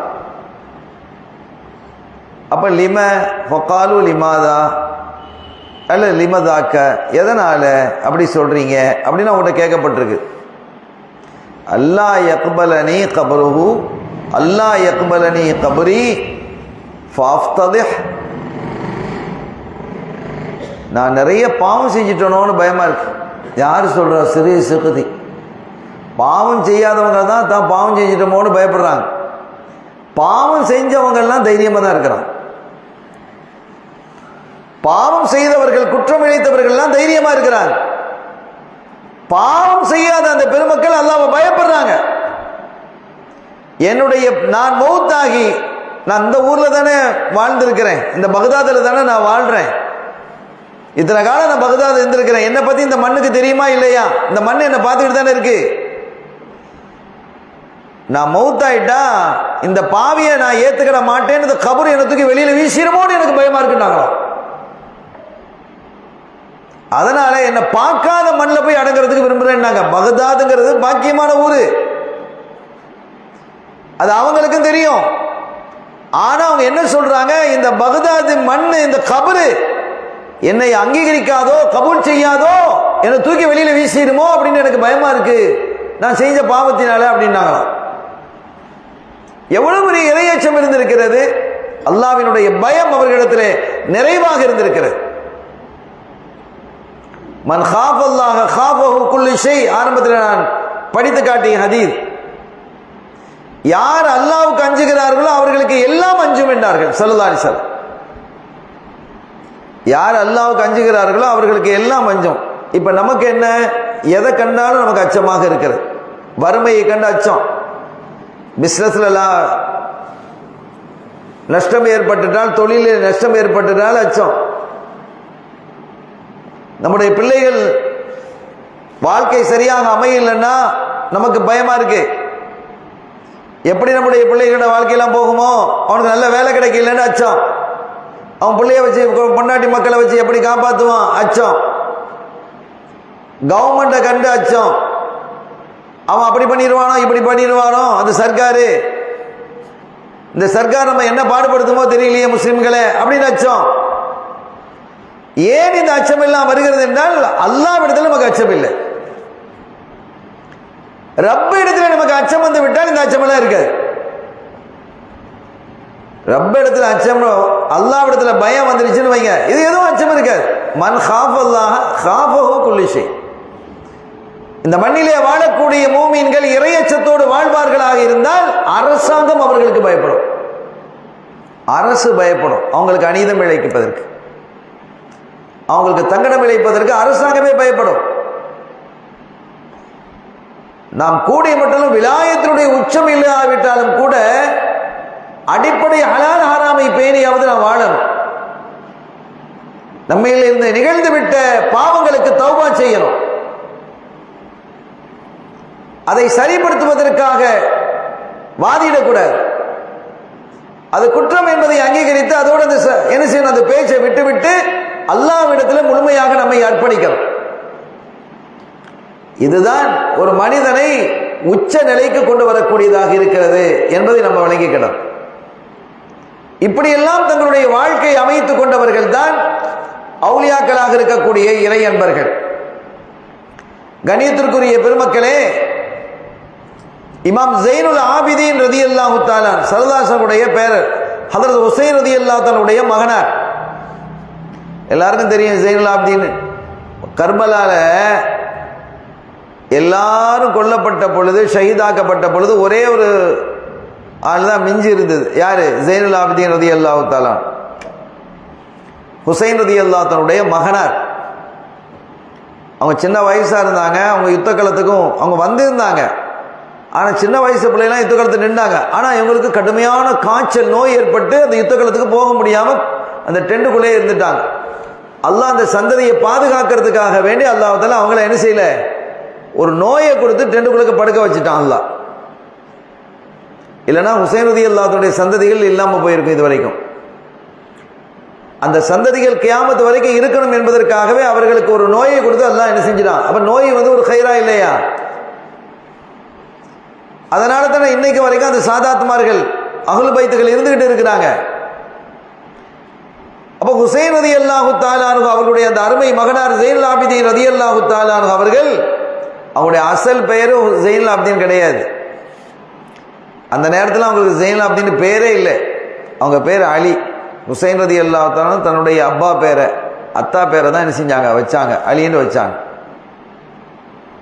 இந்த பேர்களை அந்த காலத்தில் அப்படி வச்சிருக்கிறாங்க. தங்களுடைய மூதாதையர்களுடைய பெயர்களை வைப்பாங்க. அப்பாவுடைய பேரை தன்னுடைய பிள்ளைக்கு வைக்கிறது. இப்போ எல்லாம் மாறி போச்சு. என்னென்னமோ பேர் வைக்கிறாங்க. வாயிலேயே நுழைய மாட்டேங்குது பேருக்கு. அது பொருள் என்னன்னு தெரிய மாட்டேங்குது. ரொம்ப புது புது பேராக வைக்கணும். எஸ்ஸில் முடியணும், எஃப்ல முடியணும், அதில் எஸ்ஸில் ஆரம்பிக்கணும், என்னமோ சொல்கிறாங்க பேர்கள்லாம். இப்போ பேர்களை உலமாக்கள்கிட்ட கேட்கறது இல்லை. இந்த பேர் வச்சா என்ன ஹஸ்ரத், இந்த பேர் வச்சா என்ன முன்னால் கேட்பாங்க. அப்படி இல்லை. இப்போ யார்கிட்ட கேட்குறாங்க தெரியுமா? நெட்டில் கேட்குறாங்க. கூகுளில் போய் தேடுறாங்க என்ன பேர் வைக்கலாம். எல்லாருக்கும் எஃப்லேயே ஆரம்பிக்கணும். என் பிள்ளைகள் எல்லாத்துக்கும் எஸ். என்னுடைய பேரும் எஸ்ல ஆரம்பிக்குது, என் ஒய்ஃபு பேரும் எஸ்ல ஆரம்பிக்குது. அதனால என் பிள்ளையோட பேரும் எஸ்ல ஆரம்பிக்கணும். லா ஹவ்ல வலா குவத்த இல்லா பில்லா. இது என்ன கருத்துன்னு நமக்கு தெரியல. பாவம்னு சொல்ல வரல. சரி, நீங்கள் எஸ்ல ஆரம்பிக்கணும்னா எஸ்லேயே வைங்க. ஆனால் அதுக்கு ஒரு நல்ல பொருளாக இருக்கணும், இல்லை நல்ல பெயராக இருக்கணுமா இல்லையா? நியூமாரோலஜி. இப்போ நியூமாரோலஜியில் எல்லாம் நிறைய பார்க்குறாங்க. அதெல்லாம் அது இஸ்லாத்தில் இருக்கானா? இருக்குது. ஸல்லல்லாஹு அலைஹி வஸல்லம் நிறைய பெயர்களை மாற்றி இருக்கிறாங்க. நிறைய பெயர்களை என்ன செஞ்சுருக்கிறாங்க, மாற்றி வச்சிருக்கிறாங்க. இந்த பேர் ஹசன் ரலியல்லாஹு தஆலா இருக்கிறாங்களே, அந்த காலத்தில் இந்த அரபுகள் எப்படி பெயர் வைப்பாங்க தெரியுமா? ஃபஹது, அசது, சிங்கம், புலி, இப்படிலாம் பேர் வைப்பாங்க. இந்த வீரத்தை காட்டுறதுக்கு. சண்டைன்னு பேர் வைப்பாங்க. ஹர்புன்னு சண்டைன்னு பேர் வைப்பாங்க. கித்தால், அடிச்சு நொறுக்கிறதுன்னு பேர் வைப்பாங்க. இது அரபுகளுடைய வழக்கம், வீரத்தை காட்டுறதுக்காம். அலிநாயகம் ரலியல்லாஹு அன்ஹு அவர்களுக்கும் ஃபாத்திமா நாயகிக்கும் புள்ள பிறந்திருக்கு. முதலாவது புள்ள ஆம்பளை புள்ள பிறந்திருக்கு. ஸல்லல்லாஹு அலைஹி வஸல்லம் வந்தாங்க. அலி, பிள்ளைக்கு ஏதாவது பேர் வைக்கிறீங்களா? ஆமா நாயகம். என்ன பேர் வைக்கணும்? ஹர்பு. ஹர்புனா என்ன? யுத்தம். யுத்தம்னு பேர் வைக்க போறேன்னாங்க அலி ரலியல்லாஹு அன்ஹு. யுத்தமும் இல்லை, கத்தமும் இல்லை, ஹசன் அப்படின்னு ஸல்லல்லாஹு அலைஹி வஸல்லம் பேர் வச்சாங்க. என்ன யுத்தம்? அப்போ அவங்க பேரை மாத்துறாங்க. கிடையாது, ஹசன் பேர் வைங்க. ஒரு ஆள் வர்றாரு, உங்க பேர் என்ன அப்படின்னு கேட்குறாங்க. என் பேர் இது. இது என்ன இந்த பேர்? நல்ல பேர் இல்லை, விடு, உன் பேர் இன்னிலேருந்து இது. இப்படி எத்தனையோ பெயர்களை மாற்றி இருக்கிறாங்க ஸல்லல்லாஹு அலைஹி வஸல்லம். உங்களுடைய பிள்ளைகளுக்கு அழகான பெயர்களை வைங்கிறாங்க. ஒன்று அப்துன்னு ஆரம்பிக்கக்கூடிய பெயர். அப்துல்லா, அப்துல் காதிர், அப்துல் ரஹ்மான், அப்துல் ரஹீம், அப்துல் பாசித், இந்த மாதிரி பெயர்களை வைங்க. அல்லது ஸல்லல்லாஹு அலைஹி வஸல்லம் பெயராக இருக்கக்கூடிய முஹம்மது, அஹ்மது, ஹாமிது, மஹ்மூத், யாசீன், தாஹா, இந்த மாதிரி பெயர்களை வைங்க. அல்லது சஹாபிகளுடைய பெயர்களை வைங்க. நபிமார்களுடைய பெயர்களை வைங்க. மலக்குமார்களுடைய பெயர்களை வைக்கலாம். ஜிப்ரீல் வைங்க. யாருக்கா அப்படி யாரும் வைக்கிற மாதிரி தெரியலையே. யாராவது வைக்கிறாங்களா? நான் இது வரைக்கும் பார்த்ததில்லை. இந்த ஊர்ல இருக்கான்னு தெரியல எனக்கு. ஜிப்ரீல் அப்படின்னு பேர் வைங்க. மீகாயில்னு பேர் வைங்க. இஸ்ராஃபீல்னு பேர் வைங்க. இஸ்ராயீல்னு பேர் வைக்க மாட்டீங்க. சொன்னா எப்படி சொன்னாலும் நிச்சயமா அந்த பேரை யாரும் என்ன செய்யறதில்லை. வச்சா தப்பு இல்லை. தப்பா? மலக்குமாருடைய பேர் தானே. அப்படி இப்போ ஒரு வேளை நீங்கள் இஸ்ராயீல்னு பேர் வச்சா உங்களோட ரூஹை கைப்பற்றும் போது ஒரு வேளை அடே நம்ம பேரை இவனா வச்சிருக்கிறான்னு கொண்டு மெதுவாக எடுக்கலாம். அப்போ மலக்குமாருடைய பேரை வைங்க. அதை பற்றி நபிமார்கள், எத்தனை நபிமார்கள் இருக்கிறாங்க. சஹாபிகள் எவ்வளோ அழகான சஹாபிகளுடைய பேர்கள்லாம் இருக்கு. அப்போ இவங்களுடைய பெயர் என்னன்னு கேட்டால் அலி என்பது தான். யாருடைய பெயர்? ஜெயினுல் ஆபிதீன் ரலியல்லாஹு தஆலா ஹுசைன் ரலியல்லாஹு தஆலா மகனார் ஜெயினுல் ஆபிதீன் ரலியல்லாஹு தஆலா நம்ம சொல்றோமே, எல்லாருக்கும் அப்படி சொன்னாதான் தெரியும். ஆனா அவங்க இயற்பெயர் ஜெயினுல் ஆபிதீன் கிடையாது, அலி என்பது தான். பிந்திய காலத்துல தான் அவங்களுக்கு ஜெயினுல் ஆபிதீன் பட்ட பெயர் வந்தது, சிறப்பு பெயர். ஏன் அப்படின்னு கேட்டா அவங்க மக்கள் இடத்துல ரொம்ப அருமையா நடந்து கொண்டாங்க. அல்லாஹ் அவங்களுக்கு நிறைய வசதி வாய்ப்புகளை கொடுத்தான். ஏழை எளியவர்களை கவனத்தில் கொண்டாங்க. கருணையாக நடந்து கொண்டார்கள். வணக்க வழிபாடுகளிலே ரொம்ப பேணுதலாக இருந்தாங்க. ரொம்ப கண்ணியமாக நடந்து கொள்வார்கள். மனித நேயமிக்கவர்களாக இருந்தாங்க. அதனால மக்கள்லாம் சேர்ந்து ஜெயினுல் ஆபிதீன் வணக்கவாளிகளின் வணக்கசாலிகளின் அழகர் அப்படின்னு பேர் கொடுத்தாங்க. அவங்க தான் பேர் வச்சு, மக்கள் பேர் வச்சது. ஆனா ஹுசைன் ரலியல்லாஹு தஆலா பேர் வச்சது அலிங்கிறது தான் ரலியல்லாஹு தஆலா. எந்த அளவிற்கு இவங்க இருந்தாங்கன்னு சொன்னா, ஸைனுல் ஆபிதீன் ரலியல்லாஹு தஆலா அவர்கள் வஃபாத்தான பொழுது அவங்கள குளிப்பாட்டுறாங்க. ஆள் ரொம்ப அழகா இருப்பாங்க, ரொம்ப அழகான நல்ல நிறம் கொண்ட அழகான தோற்றமுடையவர்கள். சில வரலாறுகள் ஹதீதுகள்ல வரும், ஸல்லல்லாஹு அலைஹி வஸல்லம் அவர்களினுடைய நெற்றியிலிருந்து நெஞ்சு வரை உள்ள தோற்றத்தினுடைய அடிப்படையில் ஹசன் ரலியல்லாஹு தன்னுடைய தோற்றம் இருக்குமா. நெஞ்சிலிருந்து பாதம் வரை ஸல்லல்லாஹு அலைஹி வஸல்லம் தோற்றத்தினுடைய அடிப்படையில் ஹுசைன் ரலியல்லாஹு தஆலா இருப்பாங்களாம். அப்படிலாம் வருது. இப்போ அவங்களுடைய பிள்ளை இவங்க, அத்தகைய ஹுசைன் ரலியல்லாஹு தஆலாவுடைய பிள்ளை. அவ்வளோ அழகான பிள்ளை.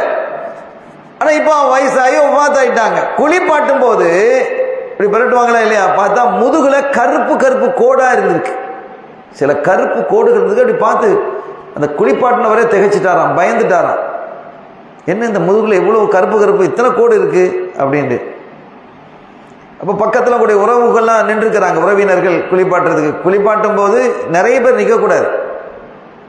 சில ஊர்களில் எல்லாரும் வந்து தண்ணி ஊற்றுறாங்க, அதெல்லாம் செய்யக்கூடாது. இங்கே இருக்கான்னு தெரியல, அது என்ன பரக்கத்துக்கு தண்ணி ஊற்றுறதா? அது குளிப்பாட்டுபவர் தான் அங்கே நிற்கணும். குளிப்பாட்டுபவருக்கு முழையினாக இருக்கக்கூடிய உதவியாளர்களாக இருக்கக்கூடியவங்க சில பேர் 1-2 பேர் நின்றுக்கலாம், குடும்பத்தாராகவும் இருக்கலாம். அப்படிதான் இருக்கணுமே தவிர குளிப்பாட்டும் போது எல்லாரும் சூழ்ந்து நிற்கக்கூடாது. நம்ம பாத்ரூம்ல நாம குளிக்கிறதா இருந்தால் கதவை மூடிட்டு தானே குளிக்கிறோம். எல்லாத்தையும் வந்து பாருங்கன்னு சொல்லிட்டா குளிக்கிறது அது நல்ல விஷயமா? அது நம்முடைய அவுரத்துக்களை பார்க்கறது இல்லையே. அதனால அதெல்லாம் செய்யக்கூடாது. குளிப்பாட்டும் போது குளிப்பாட்டுபவர் குளிப்பாட்டுவார், அவரோடு துணைக்காக ஒரு சிலர் நின்று கொள்ளலாம், 2 பேரோ 3 பேரோ நின்று கொள்ளலாம். வீடு நிறைஞ்ச ஆட்கள் நிற்கக்கூடாது. ஏன்னா சில அவுரத்துகள் வெளியாகும், சில அடையாளங்கள் வெளியாகும், நஜிஸ் வெளியாகும். அப்ப இதெல்லாம் வந்து அவ என்னடா இப்படி இப்படின்னு பார்த்துக்கிட்டா இருந்தா அசிங்கமா இல்லையா? அது இஸ்ஸத் இல்லாத ஒரு நிலை, அது செய்யக்கூடாது. ஆக இந்த ஒவ்வொரு வரலாற்றோடையும் செய்திகளோடையும் ஒரு நசீஹத் அட்வைஸையும் ஃபிக்ஹையும் சேர்த்து நான் உங்களுக்கு சொல்லிட்டு வர்றேன். நம்முடைய வாழ்க்கையில் அதை கடைபிடிக்கணும் என்பதற்காக. அப்போ அவங்கள குளிப்பாட்டும் போது ஒரு சிலர் நிற்கிறாங்க, யாரு குளிப்பாட்டுபவர் இருக்கிறார், அவங்களோட அவங்க குடும்பத்தை சேர்ந்த ஒரு சிலர் இருக்கிறாங்க, அவ்வளவுதான். அந்த அழகிய உடம்புல முதுகுல சில சில கருப்பு கோடுகள் இருக்கு. அதை பார்த்து அன்னைக்கு தான் அவங்க எல்லாரும் பார்க்குறாங்க, வீட்டில் உள்ளவங்கெல்லாம் பார்க்குறாங்க, அதிசயிச்சு போட்டாங்க. ஏன்னா இது வரைக்கும் நாங்கள் பார்த்ததே இல்லையே அந்த முதுகை. அப்போ தன்னுடைய மேனி அவங்க திறந்து வைத்தது இல்லை, வீட்டில் கூட திறந்து வச்சிருக்க இல்லைங்கிறது தெரியுறமா இல்லையா? அப்போ எவ்வளோ ஹயா உள்ளவங்களாக, வெக்கம் உள்ளவங்களாக இருந்திருக்கிறாங்க. அல் ஹயாவு மினல் ஈமான், வெக்கம் என்பது ஈமானில் உள்ளதுங்கிறாங்க ஸல்லல்லாஹு அலைஹி வஸல்லம். வெக்கங்கிறது ஈமான்ல உள்ளது. எனவே இது என்ன, எதனால இந்த கருப்பு கோடு அவங்களுடைய முதுகுல ஏற்பட்டது அப்படிங்கிறது தெரியல. அவங்களுக்கு ஒரு பணியாளர் இருந்தார். எல்லாம் அடைக்க முடிச்ச பிறகு அவரை கூப்பிட்டு கேட்டாங்க, ஏன்பா நீ அவங்களோட இதனப்பா இருந்தா, எவ்வளவு அழகான தோட்டத்தோடையான முதுகுல இப்படி கருப்பு கருப்பு துண்டு துண்டு இப்படி கோடு கோடா இருக்கப்பா, அது என்னன்னு உனக்கு தெரியுமா அப்படின்னு கேட்டார். தெரியும் அப்படின்றார். ஏன்னா கூட இருந்தவர் இல்லை, எல்லா இடத்துக்கும் அவர் தான் கூட்டிகிட்டு போவாங்க, ஒரு ஹாதிமாக அவங்களுக்கு துணையாக இருந்தவர். எனக்கு தெரியும், இப்போ நான் அதை சொல்லலாம், அவங்க வஃபாத் ஆகிட்டதுனால சொல்லலாம். என்ன அப்படின்ட்டு, அவங்க ஒரு கிடவுன் வச்சுருந்தாங்க, பெரிய கிடவுன், வசதி எல்லாம் கொடுத்துருந்தான். அதில் நிறைய உணவுப் பொருட்களை வாங்கி வைப்பாங்க. ஏகப்பட்ட உணவுப் பொருட்களை வாங்கி வச்சு அதை என்ன செய்வாங்க, மூட மூடையாக கட்டுவாங்க. உதாரணமாக கோதுமை, எண்ணெய், பருப்பு, சீனி, சர்க்கரை, இந்த மாதிரி பொருட்கள் வாங்கலாம். எல்லாத்தையும் போட்டு போட்டு ஒரு பெரிய மூடம், ஒரு சாக்கு பையில முழுசா கட்டி வச்சிடுறது. அப்படியே நிறைய பார்சல்கள் வச்சிருப்பாங்க. இந்த என்ன செய்வாங்கன்னு கேட்டா, ராத்திரி எல்லாத்தையும் என்ன வச்சுக்க, நானும் அதுக்கு ஹெல்ப் பண்ணுவேன், அந்த பார்சல்கள்லாம் ரெடி பண்றதுக்கு ஹெல்ப் பண்ணுவேன். ராத்திரி 1 மணிக்கு தஹஜ்ஜுது எழும்பி தொழுதுட்டு என்னை எழுப்புவாங்க. தம்பி எழுந்துரு, என்ன நாயகமே வா அப்படின்னு கிடவனை கூட்டிகிட்டு போவாங்க. கூட்டிகிட்டு போய் அந்த சாக்கு நல்ல வெயிட்டாக இருக்கும், நிறைய உணவுப் பொருட்கள் அதில் இருக்கும். ஒரு குடும்பத்துக்கு தேவையான, ஒரு மாதத்துக்கு தேவையான உணவுப் பொருட்கள் அதில் இருக்கும். அதை என் முதுகில் தூக்கி விடுவாங்க. அவங்க முதுகில் தூக்கி விட சொல்லுவாங்க என்ன. இப்போ நான் எத்தனை சொல்லிக்கிறேன், நான் எங்கே போகணுமோ அங்கே நான் தூக்கிட்டு வர்றேன், நீ அங்கே வரக்கூடாது, நீ அங்கே வரக்கூடாது, ஏன் முதுகில் தூக்கி விடுமாங்க. வேற யாரையும் கூப்பிட மாட்டாங்க, அவங்களுடைய மக்களுக்கோ மனைவிக்கோ குடும்பத்தாருக்கோ தெரியாது. என் முதுகிலே தூக்கி விடுவாங்க. நான் அப்படி தூக்கி விடுவேன், கொஞ்ச நேரம் போயிடும், என்னை பின்தொடர்ந்து வரக்கூடாதுன்னு சொல்லிடுவாங்க. நான் எங்கே போகிறேன்னு எங்கே வரக்கூடாது, எனக்கு பின்தொடர்ந்து வரக்கூடாதும்பாங்க. அவங்க போவாங்க, போயிட்டு வந்துடுவாங்க. அதுக்கப்புறம் அடுத்த முதுகில் தூக்கி விடுவேன். அடுத்து ஒரே நாளில் எத்தனையோ பார்சல்களை தூக்கிட்டு தெருவில் போவாங்க, யாரும் இருக்க மாட்டாங்க. ஏழ்மையான வீடுகளிலே போய் அந்த வீட்டுக்கு முன்னால் டகான அந்த பார்சலை போட்டுட்டு கதவை தட்டுவாங்க, டக்குன்னு கதவை தட்டுவாங்க. தட்டிட்டு டக்குன்னு என்ன செஞ்சிருவாங்க, மறைஞ்சிருவாங்க. நான் விளங்கிக்கிட்டேன், பின்னால ஒரு தடவை அதை கண்டுக்கிட்டேன், மறைஞ்சிடுவாங்க. வேலை எங்கேயா போய் ஒரு இடுக்குகளில் சந்துகளில் போய் ஒளிஞ்சுக்கிடுவாங்க. அவங்க தூக்கிட்டு போன பிறகு அவங்க பார்ப்பாங்க, என்னடா பார்சல் இருக்குது அப்படின்னு பார்த்தா உள்ள சாப்பாடுலாம் உணவுகள்லாம் இருக்கும். அரிசி, கோதுமை, பருப்பு, அது இது, எண்ணெய், ஜீனி, உப்பு, தேவையான பொருட்கள்லாம் இருக்கும். அவங்களுக்கு கஷ்டத்தில் இருக்கிறாங்க, அவங்க எடுத்துகிட்டு போயிடுவாங்க. இது ஒரு தடவை தான் பரவாயில்ல, ஒவ்வொரு மாசமும் நடந்துக்கிட்டே இருக்கு. அப்போ இது யாரோ ஒரு ஆள் செய்யறாங்க, யார் செய்யறாங்கிறது அந்த ஊரில் யாருக்குமே தெரியாது, யாருக்கும் தெரியாம. அப்போ எப்படிப்பட்ட வாழ்க்கை வாழ்ந்துருக்கிறாங்க பாருங்க. அந்த சுமையை தூக்கி அந்த மூடையை தூக்கி வச்சு இந்த கருப்பு கோடுகள்லாம் அதனால ஏற்பட்டது அப்படின்னா. அந்த ஊர்ல இது யாரு செய்யறா, இந்த நல்ல காரியத்தை யாரு செய்யறான்னு அவங்களே வெளியிலும் சொல்ல முடியாது. ஏன்னா எங்களுக்கு இப்படிலாம் கூட யாரோ தர்றாங்க அப்படி சொன்னாலும் அது வெக்கம் தானே. அதனால யாரும் சொல்றது இல்லை. ஆனா எல்லாருமே ஏங்கிக்கிட்டு இருந்தாங்க, இது யாரு செய்யறா அப்படின்ட்டு. யாருமே கண்டுபிடிக்க முடியல. அவங்க வஃபாத்துக்கு பிறகு இந்த உணவு வரவில்லை என்று தெரிந்ததும் இவங்க தான் செஞ்சாங்கன்னு தெரிய வந்தது. கண்ணியத்திற்குரிய பெருமக்களே, இப்ப இந்த மாதிரி இந்த உணவளிப்பது என்பதெல்லாம் இறைவனுடைய நெருக்கத்தை தரக்கூடியது, அல்லாஹ்வினுடைய நெருக்கத்தை தரக்கூடியது தான் இந்த உணவளிப்பது. ஏழைகளுக்கு, பசித்தவர்களுக்கு உணவளிப்பது. அன் துஷ்பி அல் கபிதல் ஜாயிஆ அப்படிங்கிறாங்க ஸல்லல்லாஹு அலைஹி வஸல்லம். தர்மத்தில் எல்லாம் பெரிய தர்மம் எது? பசித்திருக்கக்கூடிய வயிறை நிரப்புவது. எத்தனையோ கல்யாண வீடுகள் எல்லாம் இஸ்ராஃபா வீணா கொண்டு குப்பையில கொட்டப்படுது. நான் அவ்வளோ அது சமைச்சேன் இது சமைச்சேன். இப்போ எல்லா கல்யாண வீடுகள்லாம் எப்படி ஆயிடுச்சு அப்படின்னு கேட்டால் அலங்கார வீடுகளாக மாறி போய்விட்டது. அங்கே நிறைய பொருட்கள் எல்லாம் இஸ்ராஃபாக வீண் விரயம் செய்யப்படுகிறது. எத்தனையோ மக்கள் பசியோட பட்டினியோட வாழ்ந்து கொண்டிருக்கிறாங்க. அப்படி கனெக்ட் பண்ணி பார்க்கணும். ஏழைகள் அழைக்கப்படாத விருந்து கெட்ட விருந்துன்றார்கள் ஸல்லல்லாஹு அலைஹி வஸல்லம். ஒரு விருந்துல ஏழை அழைக்கப்படலைன்னா அது கெட்ட விருந்துங்கிறாங்க. அப்ப இதெல்லாம் இந்த அவுலியாக்கள் எவ்வளவு பார்த்து செஞ்சிருக்கிறாங்க, நம்ம புரியுதா இல்லையா? ரொம்ப பயந்து இருக்கிறாங்க அல்லாஹ்வுக்கு. எனவே இப்போ கல்யாணம் எல்லாம் பெரிய பெரிய பணக்கார வீட்டு கல்யாணங்கள்லாம் லட்சத்துல தாண்டி இப்போ கோடியில நடக்குது. கோடி கணக்காக செலவழிக்கிறாங்க, கோடியை தாண்டுது கல்யாண செலவுகள்லாம், கோடியை தாண்டி. முஸ்லிம்கள் வீட்டு கல்யாணத்தை சொல்றேன். ஐஸருஹு மூனா, எந்த கல்யாணம் செலவால் குறைவாக இருக்கிறதோ அதுதான் நல்ல கல்யாணம், நாங்கள் பரக்கத்தான கல்யாணம் அப்படின்னாங்க ஸல்லல்லாஹு அலைஹி வஸல்லம். இப்போ ஒரு கல்யாணம் ஒருத்தர் முடிக்கிறாரு, அதை விளங்கிக்கிடுவோம். அப்போ பெருசா கல்யாணங்க ஆட்களை கூப்பிடக்கூடாதா, பெரிய விருந்து வைக்கக்கூடாதா அப்படின்னு ஒரு கேள்வி எழுந்தா நியாயமானது. இப்ப சாதாரண ஒரு குடிசை தொழிலாளி, அவருடைய வியாபாரம், அவருடைய கொடுக்கல் வாங்கல் எங்க இருக்கும்? அந்த ஊருக்குள்ள, அந்த தெருவுக்குள்ள கொஞ்சம் பேர் இருக்கும், அவ்வளவுதானே இருக்கும். ஒரு குடிசை தொழிலாளி எவ்வளவு பெருசா இருக்கு பாரு. ஒரு குடும்பத்தை, ஒரு கல்யாணம், அவர் வீட்டில் ஒரு கல்யாணம், ஒரு 50 பேரை கூப்பிடுவார், 100 பேரை கூப்பிட முடியும், அவ்வளவுதான். ஒரு கொஞ்சம் பெரிய வியாபாரியா இருக்கிறாரு, அவர் அதே போல 50 பேர் 100 பேரை தான் கூப்பிடணுமா? அப்படி சொல்லல மார்க்கம். ஆனா அவர் 50 பேர், அவர் 50 பேர்னா அவருக்குடைய பழக்க வழக்கம் அவ்வளவுதான் இருக்கு. இவருக்கு கூடுதல் பழக்கம் இருக்குல்ல. இன்னொரு மல்டி மில்லியன், அவர் பெரிய ஃபேக்டரி வச்சிருக்கிறாரு, தொழிற்சாலை வச்சிருக்கிறாரு, அவர்கிட்ட ஆயிரக்கணக்கான பேர் வேலை செய்யறான், ஆயிரக்கணக்கான பேருக்கு வாழ்க்கை கொடுத்திருக்கிறாரு. அவர் வீட்டில் கல்யாணம், அவர் தன்னுடைய பணியாளர்களை அழைப்பாரா இல்லையா? தன்னுடைய வாடிக்கையாளர்கள் அழைப்பாரா இல்லையா? அழைக்கணுமா இல்லையா? அழைக்கணும். இப்ப அவருடைய தகுதிக்கு அவர் அழைத்தால் அது சரி, அது பிழை அல்ல. இப்ப அவருக்கு ஒரு 5000 பேர் கூப்பிடுற வழி இல்லை.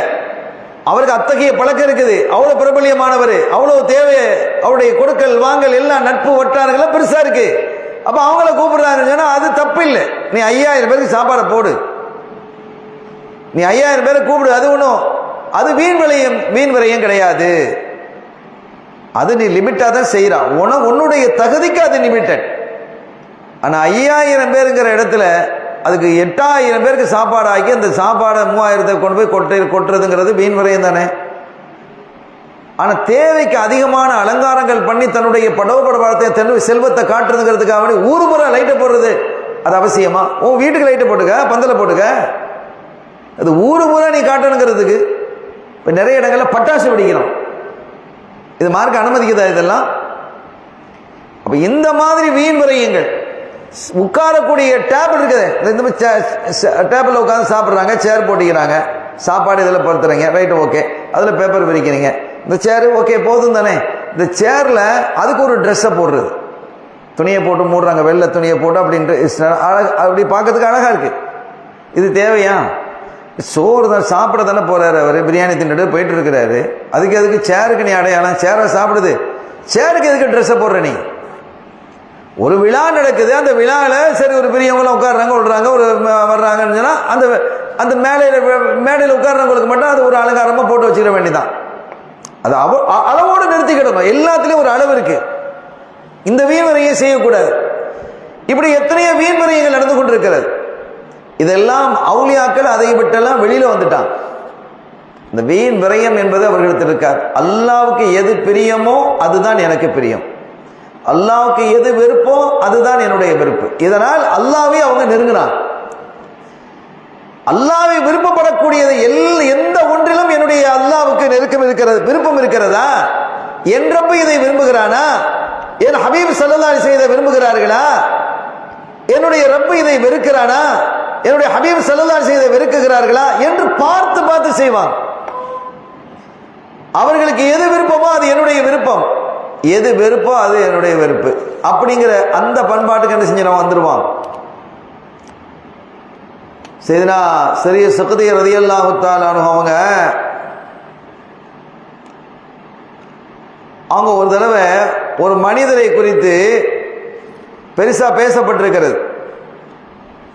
சரி, அந்த மனிதர் யாருன்னு சொன்னா ஒரு பெரிய அவுலியான்னு அந்த மனுஷரை பேசுறாங்க. ஊர்ல ஒரு பெரிய அவுலியா அப்படின்னு பிரபல்யமா பேசுறாங்களாம்.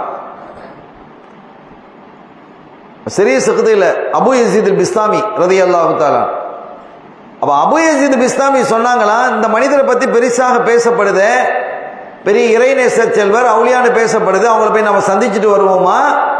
அந்த பெரிய மகானை போய் நம்ம சந்திச்சுட்டு வரலாமே அப்படின்ட்டு. இவங்க பெரிய மகான், அபு யஸீத் பிஸ்தாமியினுடைய வரலாறு பார்த்தா ரொம்ப ஆச்சரியமா இருக்கும். ஜாஹிது ஜமான், அந்த காலத்திலே அவங்க பெரிய ஜாஹிதாக வாழ்ந்தவர்கள், இந்த உலகத்தின் மீது ஆசையே இல்லாமல் வாழ்ந்தவர்கள். அப்படிப்பட்ட ஜாஹிது ஜமானாக இருக்கக்கூடிய அபு யஸீத் பிஸ்தாமி ரலியல்லாஹு தஆலா அன்ஹு அவர்கள் தங்களுடைய சஹாக்களிடத்திலே சொல்றாங்க, கும்பினா இலா ஹாதா ரஜுலில் லதி கத் ஷார நஃப்ஸுஹு பில் விலாயா, அவர் பெரிய விலாயத்து உள்ளவர் என்று சொல்லப்படுகிறது, அவரை போய் நம்ம சந்திச்சுட்டு வருவோம், ஒரு பரக்கத்தானே பெரியவங்களை போய் சந்திக்கலாம்னு சொல்லி. இவ பெரிய ஆளு. அங்க போகும்போது அந்த மனிதரை பார்த்துட்டாங்க, அவர் அங்கே உட்கார்ந்துருக்கிறார். அவருக்கு எச்சில் வருது, அது துப்புறார். எச்சில் வந்தா துப்புவாங்க, காரல் வந்தா துப்பத்தானே செய்வாங்க, அது துப்புறார். எங்க துப்புறாரு? கிபிலா நோக்கி. இப்படி முன்னால கிபிலா இருக்குது, அது அப்படி துப்பிடுறாரு. இப்படி கிபிலான்னு வைங்களேன், கிபிலா அப்படி துப்பிட்டார். உடனே அவங்க திரும்பிட்டாங்களாம். ஒரு இறைநேச செல்வராக இருந்தார் கிபிலாவை நோக்கி துப்ப மாட்டார். ஏன்னா ஸல்லல்லாஹு அலைஹி வஸல்லம் அதை விரும்பல. கிபிலா நோக்கி துப்புறது, கிபிலாவை நோக்கி மலஜலம் கழிப்பதையும் அவங்க விரும்பல. விலாயத்து வந்தவர்கள் ஒருபோதும் இந்த காரியத்தை செய்ய மாட்டாங்க. என்ன அப்படியே திரும்பிட்டான். இப்ப நாம துப்புறோன்னு வைங்க, கிபிலா நோக்கி துப்புறோன்னு சொல்லுங்க, நல்ல விஷயம் கிடையாது. ஆனா இது பாரதூரமாக பார்க்கப்படாது. ஆனா ஒரு விலாயத்து உள்ளவங்க செய்யலாமா? செய்வாங்களா? அப்ப ஒவ்வொன்றையும் ஒரு சுண்ணத்தை கூட விட மாட்டார்கள். அது சுண்ணத்து தானே அப்படின்னு போக மாட்டாங்க, சுண்ணத்தல்லவா அப்படின்னு பார்ப்பாங்க. அப்படி பார்த்ததால் தான் இறை நெருக்கம் அவர்களுக்கு கிடைத்தது. இந்த உரை பூரா நசீகத்துகளாக அமைகிறது. நம்முடைய வாழ்க்கையில நானும் நீங்களும் கொண்டு வரணும் இன்ஷா அல்லாஹ். நம்முடைய பிள்ளைகளுக்கும் நம்முடைய சந்ததிகளுக்கும் இதையெல்லாம் நாம் சொல்லிக் கொடுக்க வேண்டும் என்பதை நான் இந்த இடத்துல குறிப்பிடுகிறேன். அருமையான பெருமக்களே, இறை நெருக்கம், இறை அன்பர்களின் இறை நெருக்கம் என்பது இன்றைய உரை. எப்படி இந்த இறை நெருக்கத்தை அவர்கள் பெற்றார்கள் என்றால், அல்லாஹ் விரும்பியது, அவருடைய ஹபீப் ஸல்லல்லாஹு அலைஹி வஸல்லம் அவர்கள் விரும்பியதை தங்களுடைய வாழ்க்கையில கொண்டு வந்தார். அந்த அடிப்படையிலே இன்றைய நம்முடைய நாயகராக இருக்கக்கூடிய குத்துபுல் அக்தா கௌதுல் ஆலம் சையதுனா முஹையத்தீன் ஷேக் அப்துல் காதிர் ஜீலானி ரலியல்லாஹு தஆலா அவருடைய வாழ்க்கை முழுவதும் நீங்க பாருங்க, எல்லாருக்கும் தெரிஞ்ச வரலாறு. அந்த உங்க அம்மா 40 காசை இந்த பையில வச்சு கொண்டு அனுப்புனாங்களா இல்லையா? தச்சு வச்சு அனுப்புனாங்க. திருடர்கள் பிடிச்சிக்கிட்டானோ, பிடிச்சிட்டா இவங்க சின்ன பிள்ளையா இருக்கிறாங்க, கண்டுக்கடை இல்லை, கணக்கே எடுக்க இல்லை. இவங்களுக்கு எல்லாரும் அந்த அன்றைய காலத்திலாம் வியாபாரிகள் போகும்போது கூட்டமாக தான் போவாங்க, தங்களுடைய பாதுகாப்புக்காகவும் போவாங்க. ஆனால் கொள்ளைக்காரர்கள் என்பவர்கள் பலவிதமாக இருந்தாங்க.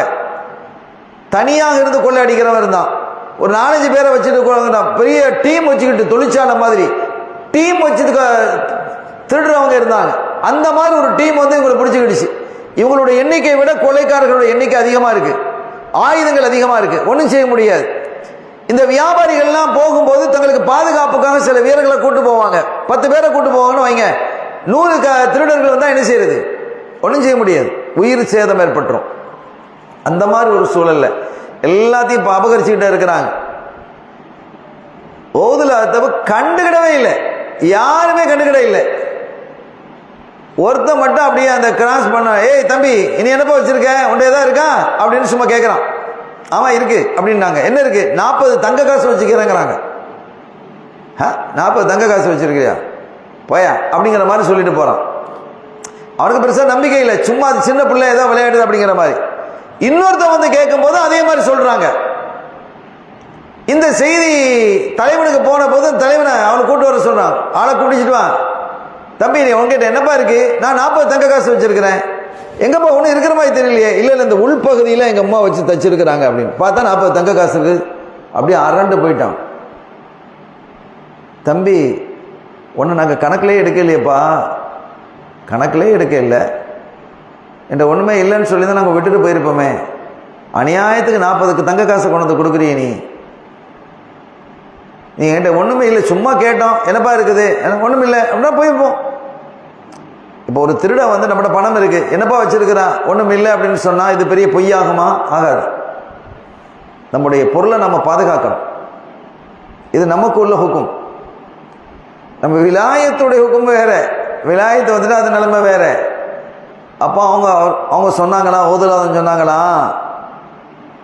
நான் அப்படி சொல்ல மாட்டேன். எங்கள் அம்மா என்னை அனுப்பும்போது எந்த ஒரு சூழ்நிலையிலும் பொய் சொல்லாதேன்னு சொல்லி அனுப்புனாங்க. எங்கள் அம்மா என்னை அனுப்பும்போது எந்த ஒரு சூழ்நிலையிலும் பொய் சொல்லக்கூடாது அப்படின்னு சொல்லி அனுப்புனாங்கன்னு அந்த வார்த்தையை கேட்டதும் அந்த திருடர்களுடைய தலைவனுடைய கைகள்லாம் நடுங்க ஆரம்பிச்சிருச்சு.